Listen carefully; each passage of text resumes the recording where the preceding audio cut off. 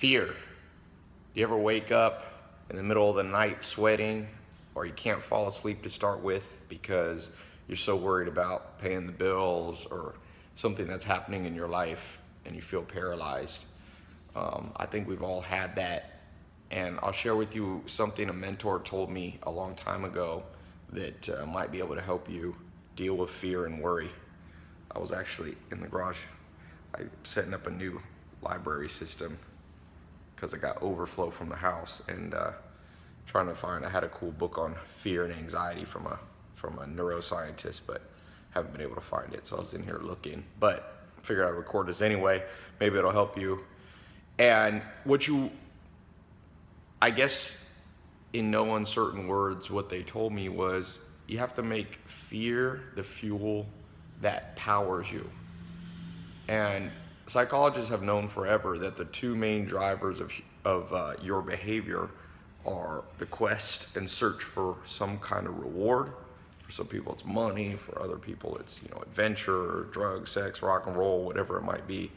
But also, and not so distant behind the search for reward, is the movement away from fear and pain and worry. Sigmund Freud was talking about this in the early 1900s, and psychologists and scientists have confirmed this all the way up to 2016.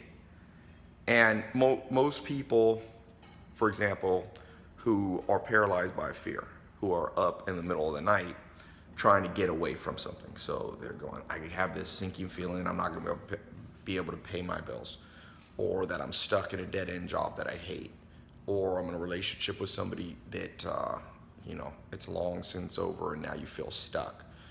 So they try to run. They try to run from it. And that's what fear and worry really is. It's your brain trying to compute how you can run away from this pain. And so you get fearful. In fact, that's why it's called fight or flight response. If we think we can't fight it, we try to fly away from it. The problem is, in the modern world, the world's very complex.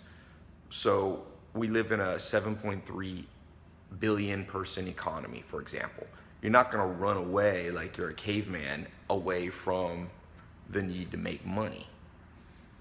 So you end up being fearful all the time about money. That's how most people are. What my mentors taught me, one in particular, he basically said, you have to harness this fear to push you to plan and strategize instead. So when you're up late at night and you can't fall asleep, it's 2 a.m, instead of sitting there in a state of extreme panic, you start using that, because you're awake, right? You're like, dink, you're awake. So that's the fuel. Normally you'd fall asleep. If everything was going great, you'd just fall asleep.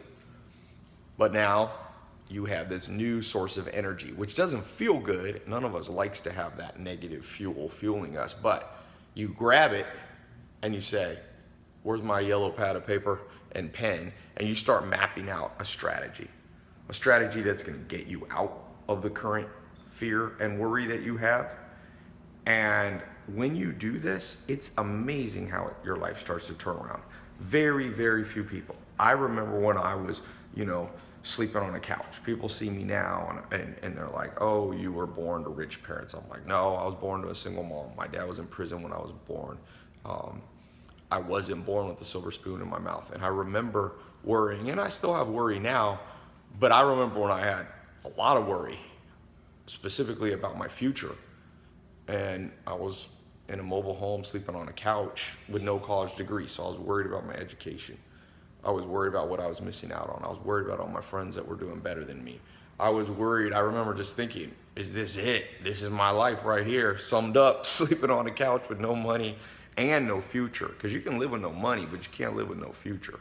When you don't have hope, things go downhill real fast. So as I began to talk to mentors, and they started saying, well, pull yourself out of this, man. Pull yourself out, because at the end of the day, there's only one person that cares about you a lot. There's only one person on this planet that has 100% of your DNA, assuming you don't have an identical twin. If you have an identical twin, there's 2 people, you and your twin.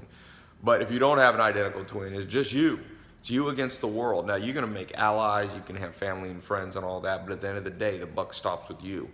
And if there's not a moment in time where you pull yourself up by your big boy pants. You know, you pull them up. You're your own belt. You're your own suspenders. I talk about that in the 67 steps. You got to be the belt and suspenders. And fear can be your greatest ally, even in many ways more powerful than the quest that you have for pleasure and reward. Pain, man, pain will move you. If you have a whole bunch of friends sitting around and you say, hey, let's get up and go, I don't know, go to this party. It's going to be super fun. That's pleasure. Most of your friends will get up. You know, if there's 10 people sitting there at the table, maybe 5 or 6 of them will get up for that reward. If you say the house is on fire, 10 out of 10 gonna move. That's how powerful fear and worry is. Nobody wants to be burned. And once you start using that to overcome procrastination, to overcome paralysis by overanalysis that is easy to fall into, especially now in the modern world, we're bombarded with stimulus. We're bombarded by stories of people being successful. So you're like, okay, I'm gonna become an author. Oh, this person's an entrepreneur. This person's in real estate. And all of a sudden, the next thing you know, you're paralyzed by you're not active and you're paralyzed, and you start procrastinating. You start, well, I need to research a little bit more about real estate. Oh, I need to research a little more about quitting my job. No, you get that fear behind you. You get the fear of God, the fear of life. You get that put in a fire under your pants, you can get right up and you're gonna start experimenting, which is what you wanna do. If you wanna know if you should do real estate, start following a real estate investor around for a week. You'll know if there's no friction and you're super excited, more excited after 1 week, you probably got a knack for real estate. If you hate every second of it, it's time to move on to the next experiment. And people really struggle with this experimentation modality. I teach this a lot in the online business program that I have, the accelerator, and in the 67 steps. And I see people struggling over and over. And every once in a while, they ask me if I can help. You know, I'm not really a mentor myself. I talk about my mentors, but I say, all right, you want to know? Well, I'm gonna look you straight in the eyes and say, if you don't get off your ass, you're gonna be broke for the rest of your life. You're gonna be feeling this pain that you feel staying up late at night. You're gonna be feeling it for a long time. Do you want that? Okay, then let's get out here and run an experiment. Let's get out here and start investing in ourselves. Let's pick up a book. Let's find a mentor. Let's go to some conferences. Let's go to some seminars. Let's pay some people to help us. By the way, a little side note, people underuse that tool. They pay for a Subway sandwich, but they won't pay for knowledge. I'm like, are you stupid, man? A Subway sandwich at best fuels you for 2-3 hours. Most of it is junk food. And you'll pay for that willingly, but something that'll fuel you for a lifetime, you're trying to argue with me about, well then go ahead. You need a little more pain in your life. And for those of you watching who go, I can see that, but I don't really see that, let me warn you, guess who you're turning into your teacher? There's 2 teachers. There's the teacher you want. That's the nice teacher who kind of tutors you and go, oh, okay, you need to learn this, let me help you. And then there's the badass teacher. That's Mother Nature. I call that the teacher of last resort. You know what that teacher uses? Extinction of your hopes and dreams, uses massive pain, it uses trauma. You wanna learn what trauma? There's a teacher waiting outside. I always think, you know, if I'm here in the garage, I'm looking for a book, I'm like, let me find those teachers. Those books there, they teach me nicely, because right outside that garage door is a teacher that doesn't give a shit about how I feel and is ready to drop the pain. In fact, maybe is a little sadistic. And most people's lives, 20 years later, regret fuels them. But it's too late, because some things you can't do 20 years later. Warren Buffett always says, living a good life later. So when you're young, be like, I'm gonna do this job, I don't really like it, but you know, I'm gonna save up so in 20 years I can do some cooler stuff. He said, that's like getting married and waiting 20 years to have sex. He's like, I don't recommend it. You gotta do some things when you're a little bit young. And whoever, you know, I don't know your age watching this, but I do know you ain't getting any younger, so better late than never. So jump on the train, take your fear, take your worry next time late at night, sit up in bed, turn the lights on, grab a notepad, and start strategizing as if you're the general in your own army, the army of your life. And you start planning the troops, how they're gonna move. Now, it ain't gonna change overnight. You dig yourself in a ditch, Mother Nature's teaching you a lesson. Sometimes you gotta go through the lesson, but if you don't start strategizing and planning, that lesson is going to go on forever. That's the nasty thing about Mother Nature. The lesson never stops. You put your arm over a fire, Mother Nature keeps burning you. It doesn't go, well, you learned enough and let's extinguish the flame. No, pain keeps coming. You stay broke, you're going to get more broke. Trust me. We live in a world, I don't know why, well, there's many economic factors, but the poor get poorer. When I was poor, I got poorer. I had nothing to invest in myself, so it became a chicken and an egg rat race to the bottom. You don't have money to invest in yourself, therefore you don't go forward. You don't go forward, so you don't have any money. Then you can't invest in yourself, and it's a vicious spiral down. And I've also seen a little bit of success. When you start seeing a little success, oh man, then everything gets a little easier. It's a lot easier to fall asleep at night. Warren Buffett says he can't sleep good at night unless he has $20 billion in cash. Now I read he has $40 billion in cash. That's gonna put you to sleep. A lot of worries go away when you know you have $40 billion in cash. Now, not all of them, but some of them go away. And it's not all about money. It's about living a good life. So maybe this tip will help you. Use the fuel. Don't fear fear, but fear not using fear.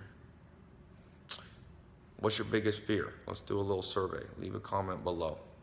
Right now, my biggest fear in life, my biggest fear, to add to my comment, my biggest fear is probably, oh, and by the way, leave a comment, because I'm gonna pick the best comment, the one that's the most thoughtful, and I'm gonna start giving away entrepreneur tools.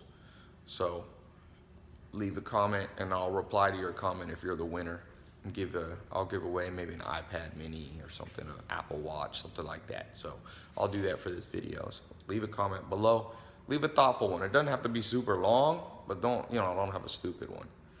One that adds value to your life. I'd say for me, my biggest fear now is learning too slowly. That petrifies me, man.